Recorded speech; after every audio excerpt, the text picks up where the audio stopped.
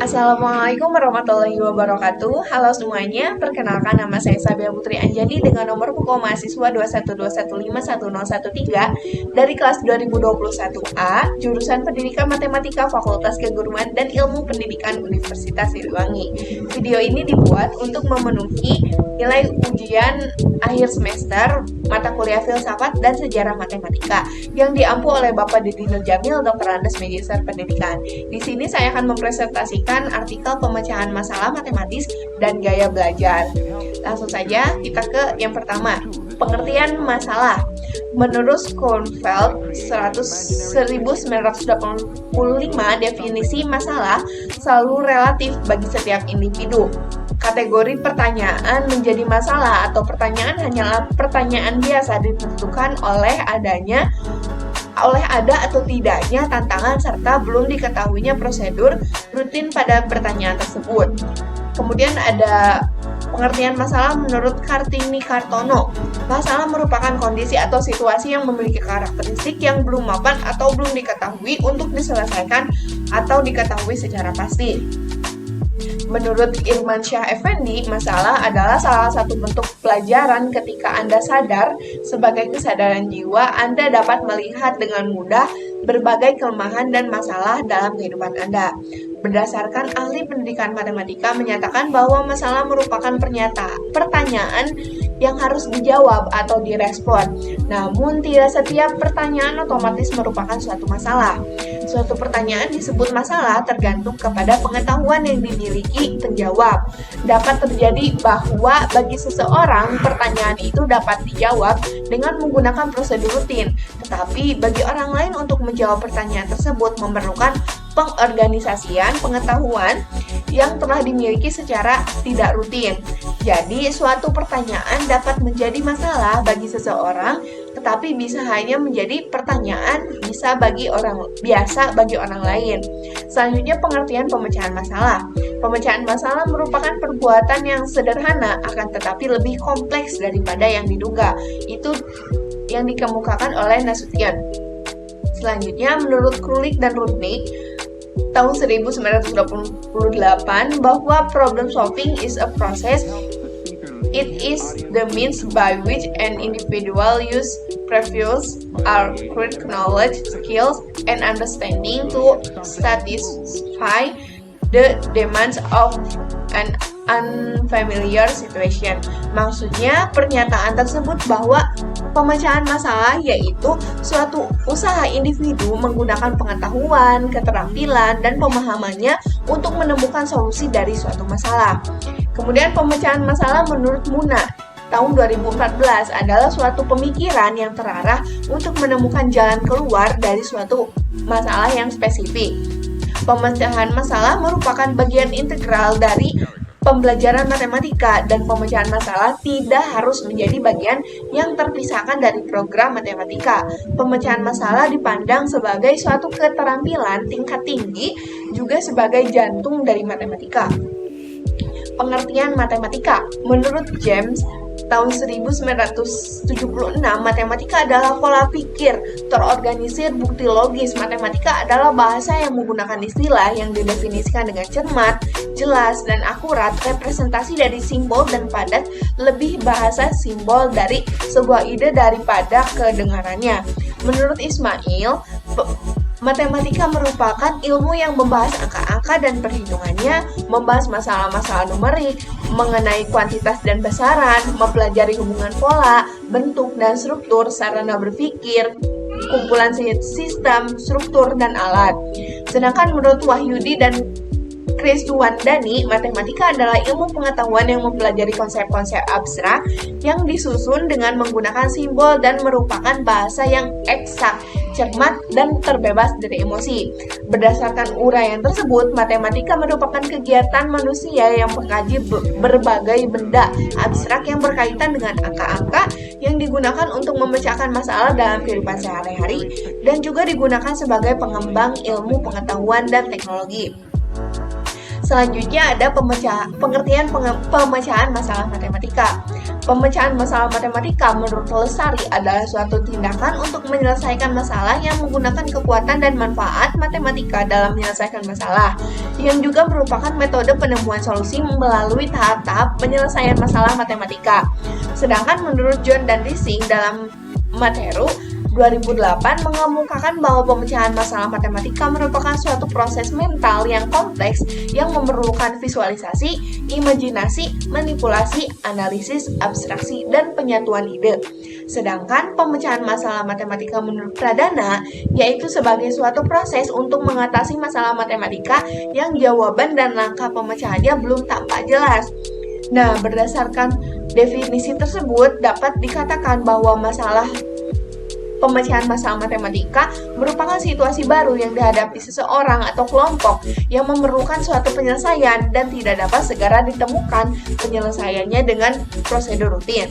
Jadi, pemecahan masalah matematika ini adalah soal matematika yang rutin bagi peserta didik dan disajikan dalam soal cerita.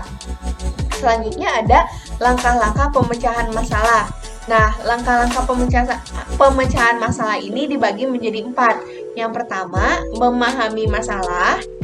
Nah, pada langkah ini peserta didik harus dapat menentukan apa yang diketahui dan apa yang dinyatakan dalam masalah atau soal yang diberikan.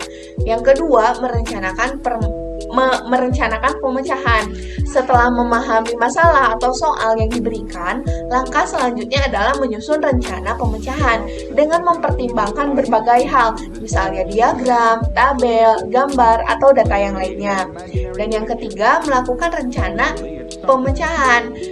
Nah, rencana yang telah tersusun selanjutnya digunakan untuk menyelesaikan masalah dengan cara melaksanakan rencana pemecahan yang telah dibuat. Selanjutnya, memeriksa kembali pemecahan. Langkah selanjutnya itu peserta didik memeriksa kembali atau mengecek kembali jawaban yang didapatkan.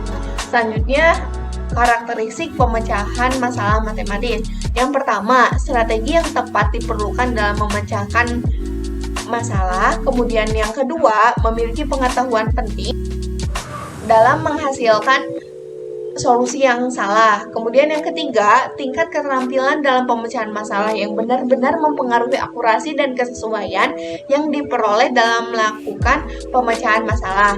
Yang keempat, pemecahan masalah tidak didasarkan pada memori yang dimiliki. Yang kelima, pemecahan masalah memiliki strategi yang unik. Yang keenam, pemecahan masalah berbagai pendekatan harus dipelajari dan dipahami untuk menghasilkan pemecahan masalah yang tepat dan sesuai harapan. Yang ketujuh, pengetahuan dan keterampilan dalam menerapkan konsep matematika dan prinsip-prinsip yang telah dipelajari benar-benar untuk membantu memecahkan masalah. Selanjutnya ada jenis-jenis pemecahan masalah matematis. Nah, terdapat 2 jenis. Yang pertama, masalah rutin. Nah, masalah matematika yang merupakan masalah rutin adalah masalah yang disusun berkaitan secara langsung dengan konsep-konsep yang diberikan pada suatu topik. Yang kedua, ada masalah tidak rutin. Nah, masalah tidak rutin ini adalah masalah yang disusun dengan maksud untuk memperluas wawasan sebagai aplikasi suatu konsep untuk memecahkan masalah nyata yang dihadapi, baik masalah yang berhubungan dengan konsep tertentu maupun dengan disiplin ilmu yang lainnya. Selanjutnya, penerapan langkah-langkah pemecahan masalah matematis. Contoh, aplikasi pemecahan masalah dari Polya dalam pembelajaran matematika, yaitu seorang guru mengajukan masalah dengan meminta peserta didik untuk menemukan panjang diagonal balok dengan panjang, lebar, tinggi yang diketahui. Nah, yang pertama, memahami masalah, seperti langkah yang pertama yang sudah saya sebutkan sebelumnya. Nah, yang diketahui dari soal tersebut adalah panjang, lebar, dan tinggi dari balok. Karena panjang, lebar, dan tinggi tidak berupa angka, maka dimisalkan dengan A, B, dan C. Yang dinyatakan adalah panjang diagonal dari balok. Panjang diagonal dimisalkan dengan X. Kemudian langkah yang kedua, merencanakan permasalahan. Untuk merencanakan masalah ini bisa dilakukan dengan menggambar balok tersebut. Supaya bisa mencari panjang diagonal, maka bisa dilakukan dengan cara menggambar segitiga untuk memudahkan pencarian panjang sisi miring dengan mengarsir segitiga tersebut. Cara mencari hipotenusa atau sisi miring yaitu memakai rumus teorema Pitagoras. Nah, gambarnya tertera di dalam PPT. Selanjutnya, melakukan rencana pemecahan. Karena ada satu sisi miring yang belum dimisalkan dengan huruf, maka sisi miring tersebut bisa dimisalkan dengan Y, sehingga diperoleh persamaan sebagai berikut. X kuadrat sama dengan Y kuadrat tambah C kuadrat. Kemudian yang kedua, Y kuadrat sama dengan A kuadrat tambah B kuadrat. Dengan mengeliminasi Y diperoleh X kuadrat sama dengan A kuadrat tambah B kuadrat tambah C kuadrat. Nah, X sama dengan akar dari A kuadrat tambah B kuadrat tambah C kuadrat. Nah, selanjutnya memeriksa kembali pemecahan. Solusi yang diperoleh peserta didik adalah X sama dengan akar dari A kuadrat tambah B kuadrat tambah C kuadrat. Jadi, panjang diagonal dari balok tersebut adalah akar dari A kuadrat tambah B kuadrat tambah C kuadrat. Selanjutnya mengenai gaya belajar.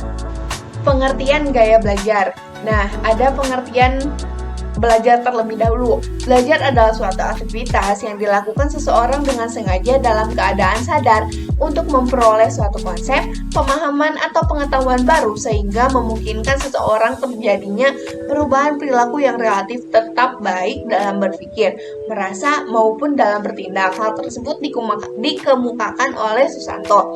Kemudian, menurut Woolfolk, menyatakan bahwa disengaja atau tidak perubahan yang terjadi melalui proses belajar ini bisa ke arah yang lebih baik atau malah sebaliknya, ke arah yang salah.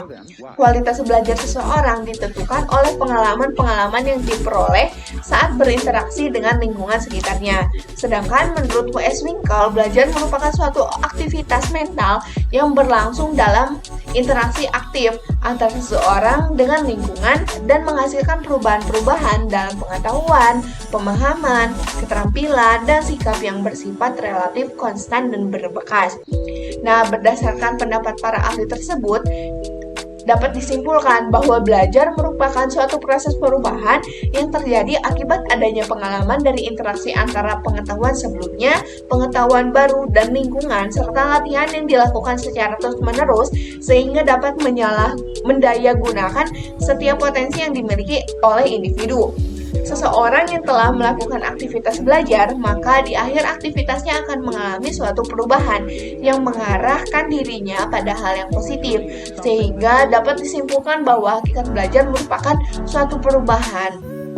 Jadi, seseorang dapat dikatakan telah belajar matematika jika dalam diri seseorang itu telah terjadi kegiatan yang mengakibatkan adanya perubahan tingkah laku yang berkaitan dengan matematika khususnya. Selanjutnya, pengertian gaya belajar. Menurut Deporter dan Hernaki mengungkapkan bahwa gaya belajar adalah kombinasi dari cara seseorang dalam menyerap, mengatur, hingga mengolah suatu informasi. Kemudian menurut Gufron dan Risnawita bahwa gaya belajar merupakan cara yang digunakan seseorang dalam belajar berkonsentrasi pada proses dan penguasaannya terhadap suatu hal. Sedangkan menurut Windura, gaya belajar individu atau personal learning style merupakan pilihan modal belajar yang utama dan selaras dengan buku manual otak seseorang. Nah, dari pendapat tersebut dapat disimpulkan bahwa gaya belajar merupakan cara yang dimiliki oleh setiap individu dalam belajar untuk memproses, mendalami, dan mengolah informasi dengan mudah. Selanjutnya ada jenis-jenis gaya belajar. Yang pertama ada gaya belajar visual. Nah, menurut Windura, gaya belajar visual adalah gaya belajar yang lebih baik menggunakan indera penglihatan, baik berupa gambar maupun tulisan. Ciri-ciri individu dengan gaya belajar visual dikemukakan oleh Deporter dan Hernaki. Nah, di antaranya yang pertama rapih dan teratur, kemudian yang kedua berbicara dengan cepat, yang ketiga perencana dan pengatur jangka panjang yang baik, keempat teliti terhadap detail, yang kelima mementingkan penampilan baik dalam hal pakaian maupun presentasi, keenam pengeja yang baik dan dapat melihat kata-kata yang sebenarnya dalam pikiran mereka, ketujuh mengingat apa yang dilihat daripada yang didengar, kedelapan mengingat dengan asosiasi visual, 9 biasanya tidak terganggu oleh keributan, 10 mempunyai masalah mengingat instruksi verbal kecuali jika ditulis dan seringkali minta bantuan orang untuk mengulanginya, 11 pembaca cepat dan tekun, 12 lebih suka membaca daripada dibacakan, 13 membutuhkan pandangan dan tujuan yang menyeluruh dan bersikap waspada sebelum secara mental merasa pasti tentang suatu masalah atau proyek, 14 mencoret-coret tanpa arti selama berbicara di telepon dan dalam rapat, 15 lupa menyampaikan pesan verbal kepada orang lain, 16 sering menjawab pertanyaan dengan jawaban singkat ya atau tidak, 17 lebih suka melakukan demonstrasi daripada berpidato, 18 lebih suka seni daripada musik. Nah, gaya belajar yang kedua ada gaya belajar auditori. Menurut Windura, memandang bahwa indera pendengaran lebih dominan digunakan oleh seseorang yang memiliki gaya belajar auditori. Di antaranya berupa suara, bunyi, musik, atau pembicaraan lisan. Nah, ciri-ciri individu dengan gaya auditori yang dikemukakan oleh De Porter dan Hernaki, yang pertama, berbicara kepada diri sendiri saat bekerja, kedua, mudah terganggu oleh keributan, 3 menggerakkan bibir mereka dan mengucapkan tulisan di buku ketika membaca, 4 senang membaca dengan keras dan mendengarkan, 5 dapat mengulangi kembali dan menirukan nada birama dan warna suara, 6 merasa kesulitan untuk menulis tetapi hebat dalam bercerita, 7 berbicara dalam irama yang terpola, 8 biasanya pembicara yang fasih, 9 lebih suka musik daripada seni, 10 belajar dengan mendengarkan dan mengingat apa yang didiskusikan daripada yang dilihat, 11 suka berbicara, suka berdiskusi dan menjelaskan sesuatu dengan panjang lebar, 12 mempunyai masalah dengan pekerjaan-pekerjaan yang melibatkan visualisasi seperti memotong bagian-bagian hingga sesuai dengan satu sama lain. 13 lebih pandai mengeja dengan keras daripada menuliskannya. 11 lebih suka gurauan lisan daripada membaca komik. Gaya belajar yang ketiga yaitu gaya belajar kinesik. Menurut Windura, gaya belajar kinesik lebih dominan menggunakan gerakan atau praktik langsung dan juga kekuatan perasaan. Nah, adapun ciri-ciri gaya belajar kinestik ini yang dikemukakan oleh De Porter dan Hernaki. Di antaranya, yang pertama, berbicara dengan perlahan, 2 menanggapi perhatian fisik, 3 menyentuh orang untuk mendapatkan perhatian mereka, 4 berdiri dekat ketika berbicara dengan orang lain, 5 selalu berorientasi pada fisik dan banyak bergerak, 6 mempunyai perkembangan awal otot-otot yang besar, 7 belajar melalui manipulasi dan praktik, 8 menghafal dengan cara berjalan dan melihat, 9 menggunakan jari sebagai petunjuk ketika membaca, 10 banyak menggunakan isyarat tubuh, 11 tidak dapat duduk diam untuk waktu lama, 12 tidak dapat mengingat geografi kecuali jika mereka memang telah pernah berada di tempat itu, 13 menggunakan kata-kata yang mengandung aksi, 14 menyukai buku-buku yang berorientasi pada plot, mereka mencerminkan aksi dengan gerakan tubuh saat membaca, 15 kemungkinan tulisannya jelek, 16 ingin melakukan segala sesuatu, 17 menyukai permainan yang menyibukkan. Mungkin itu saja yang dapat saya sampaikan. Mohon maaf apabila terdapat banyak sekali kesalahan ataupun dalam pemaparan materi kurang jelas. Terima kasih. Wassalamualaikum warahmatullahi wabarakatuh.